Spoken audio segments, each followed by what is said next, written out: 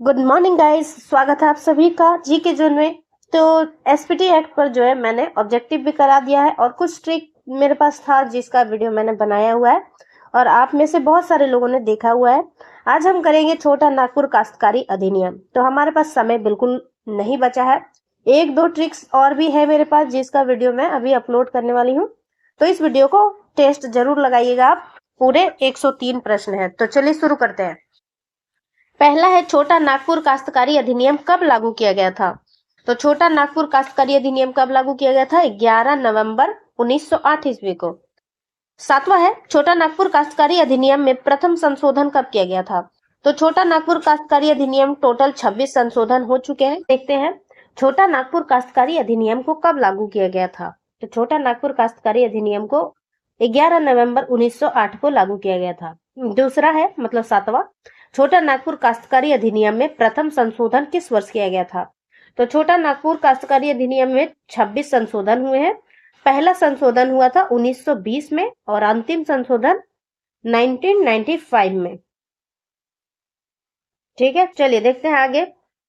दूसरा है, छोटा नागपुर काश्तकारी अधिनियम का खाका किसने तैयार किया था? यहाँ ब्लू प्रिंट भी दिया जा सकता है कि छोटा नागपुर काश्तकारी अधिनियम का ब्लू प्रिंट किसने तैयार किया? तो जॉन एच हॉफमैन इसका आंसर हो जाएगा। आठवां है, निम्नलिखित में से कौन सा एक छोटा नागपुर काश्तकारी अधिनियम का उल्लेख नहीं है? सॉरी, उद्देश्य नहीं है। पहला, भूमि संबंधी विवादों को समाप्त करना। तो छोटा नागपुर काश्तकारी अधिनियम के कुछ उद्देश्य थे, जैसे कि भूमि संबंधी विवादों को समाप्त करना। दूसरा है, जनजातियों के भूमि संबंधी अधिकारों की रक्षा करना। तो ये भी उद्देश्य था। जनजातियों को भूमि से बेदखल करना, ये गलत है। इसका उद्देश्य जनजातियों को भूमि से बेदखल करना बिल्कुल नहीं था। जनजातीय विद्रोहों को नियंत्रित करना इसका उद्देश्य था और भूमि संबंधी अधिकारों की रक्षा करना इसका उद्देश्य था। तो तीसरा हो गया, आठवां हो गया।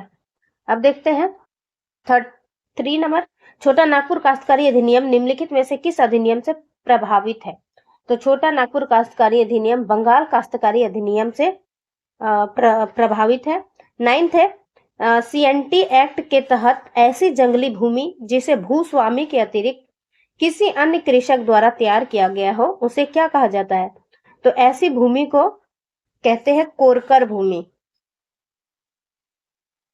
4th है, छोटा नागपुर काश्तकारी अधिनियम निम्नलिखित में से किस प्रमंडल में लागू होता है? तो झारखंड में कुल 5 प्रमंडल है, जिसमें से संथाल परगना प्रमंडल को छोड़कर बाकी जितने प्रमंडल है उसमें सीएनटी एक्ट लगता है। और संथाल परगना प्रमंडल में क्या लगता है? तो वहां पे एसपीटी एक्ट लगता है। सीएनटी एक्ट जो है 18 जिले में लगते हैं और एसपीटी एक्ट 6 जिले में लगते हैं। नेक्स्ट है 5वां, छोटा नागपुर काश्तकारी अधिनियम में कुल कितने अध्याय है? तो 1908। छोटा नागपुर काश्तकारी अधिनियम 1908 में से 19 याद रखना है कि इसमें कुल अधिनियम कितने हैं। तो इसमें कुल अध्याय कितने हैं? तो इसमें 19 अध्याय है। और आर्टिकल की बात की जाए तो 271। 10 है, वैसी भूधृति जिसे परिवार के पुरुष वारिस न होने पर रैयत के निधन के बाद पुनः भूस्वामी को वापस दे दिया जाता है, यानी कर दिया जाता है, उसे क्या बोलते हैं? पुनर्ग्राह्य भूधृति कहते हैं। नेक्स्ट है 6ठा नंबर, 6th नंबर है, छोटा नागपुर काश्तकारी अधिनियम में कुल कितनी धाराएं हैं? तो मैंने क्या याद करवाया था ट्रिक से आपको कि टोटल सारे डिजिट का सम होना चाहिए 10 और लास्ट में 1 तो होना ही चाहिए। तो आपको याद नहीं है तो जोड़कर देख लीजिए, इसका आंसर हो जाएगा 271। 11 है, बंगाल, बिहार और उड़ीसा में अंग्रेजी सरकार द्वारा कब स्थायी बंदोबस्ती लागू की गई थी? तो बंगाल, बिहार, उड़ीसा में स्थायी बंदोबस्ती 1793 में लागू की गई थी। 11वां प्रश्न है, 12वां है, छोटा नागपुर काश्तकारी अधिनियम के तहत कृषि वर्ष से क्या तात्पर्य है? तो एसपीटी में और सीएनटी में दोनों में कृषि वर्ष में डिफरेंस है। तो सीएनटी एक्ट में क्या है कृषि वर्ष? तो वह वर्ष जो किसी स्थानीय क्षेत्र में कृषि कार्य हेतु प्रचलित हो उसे हम कहते हैं कृषि वर्ष। नेक्स्ट है 16वां, छोटा नागपुर काश्तकारी अधिनियम के तहत लगान का क्या तात्पर्य है? तो जमींदार द्वारा सरकार को भूमि के उपयोग के बदले दिया गया प्रतिफल, रैयत द्वारा भूमि के उपयोग के बदले सरकार को दिया गया प्रतिफल। तो इसका टाइम काफी कम है इसलिए डायरेक्ट आंसर बता रही हूँ मैं। रैयत द्वारा भूमि के उपभोग के बदले अपने भूस्वामी को दिया गया प्रतिफल। तो इसमें देखिए भूस्वामी को, अब भूस्वामी सरकार भी हो सकती है, कोई जमींदार भी हो सकता है। इसका आंसर है सी। 13वां है छोटा नागपुर काश्तकारी अधिनियम के तहत जोत का क्या तात्पर्य है? तो रैयत द्वारा धारित भूमि को जोत कहते हैं। 14वां देखते हैं, तो 17 पहले देख लेते हैं। छोटा नागपुर काश्तकारी अधिनियम के तहत पुनर्ग्रह भूधिरिति का क्या तात्पर्य है? तो ये ऊपर वाले प्रश्न में तो था ही, तो सेम ही चीज है, पहले क्वेश्चन में दिया गया, उसके बाद ऑप्शंस में। परिवार का नर वारिस नहीं होने पर रैयत के निधन के बाद भूस्वामी को वापस होने वाली भूमि को क्या कहते हैं? पुनर्ग्राह्य भूमि कहा जाता है। नेक्स्ट है 14वां, सीएनटी एक्ट के तहत भूस्वामी का क्या तात्पर्य है? सीएनटी एक्ट के तहत भूस्वामी वह व्यक्ति होता है जिसने किसी काश्तकार को अपनी जमीन दी हो। 15वां है छोटा नागपुर काश्तकारी अधिनियम के तहत काश्तकार का तात्पर्य है। तो काश्तकार का क्या तात्पर्य है?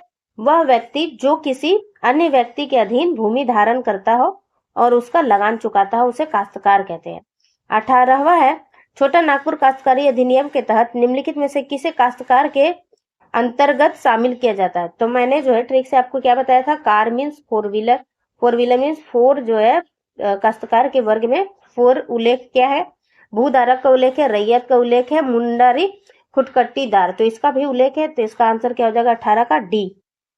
और चौथा एक क्या है आप बताइए। चलिए 19वां देखते हैं। छोटा नागपुर काश्तकारी अधिनियम के तहत भूधारक का क्या तात्पर्य है?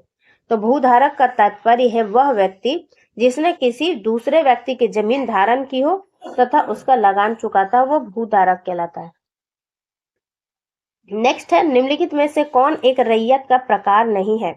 तो अधिभोगी रैयत, अंधिभोगी रैयत और खुटकट्टी अधिकार प्राप्त रैयत, तो ये तीनों रैयत के प्रकार है। आंसर क्या हो जाएगा? Option number D.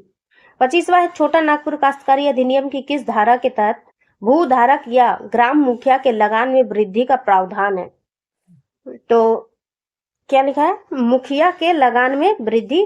तो इसका ट्रिक मैंने नहीं करवाया, लेकिन अभी मेरे पास है, तो मैं इसका बाद में आपको करवाऊंगी। धारा 9 का होगा इसका आंसर।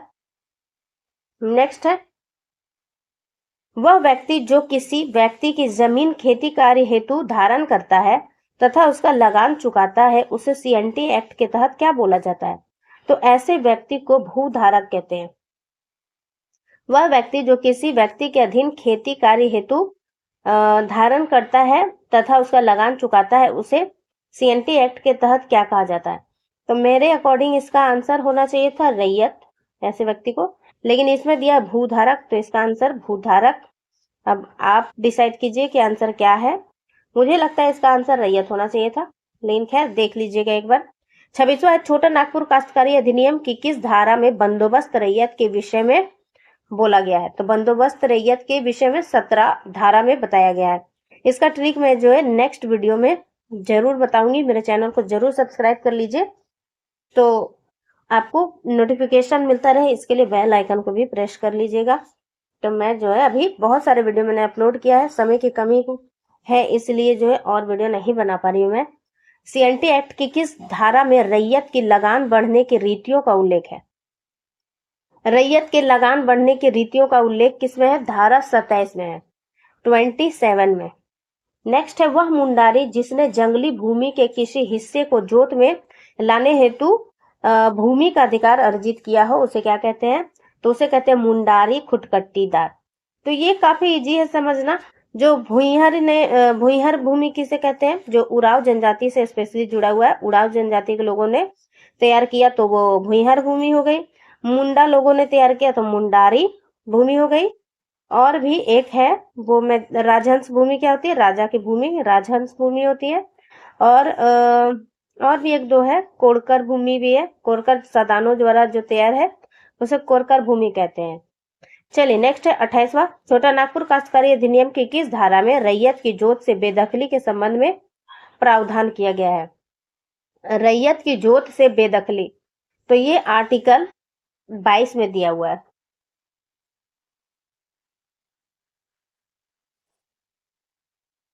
छोटा नागपुर काश्तकारी अधिनियम के तहत डिक्री का क्या तात्पर्य है? तो डिक्री का अर्थ होता है सिविल न्यायालय का आदेश। तो डिक्री जो मेरा गला खराब हो जाता है ज्यादा बोलने से।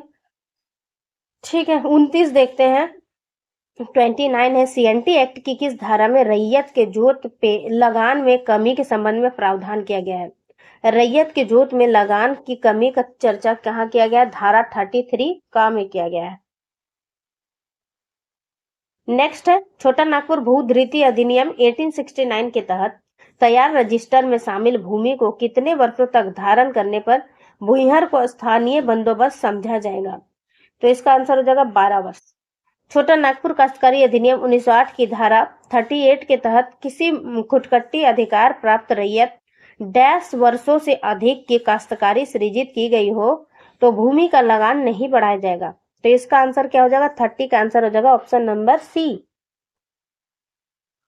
छोटा नागपुर काश्तकारी अधिनियम 1908 की धारा 41 के तहत निम्नलिखित में से किस आधार पर किसी अंधिभोगी रैयत को बेदखल किया जा सकता है?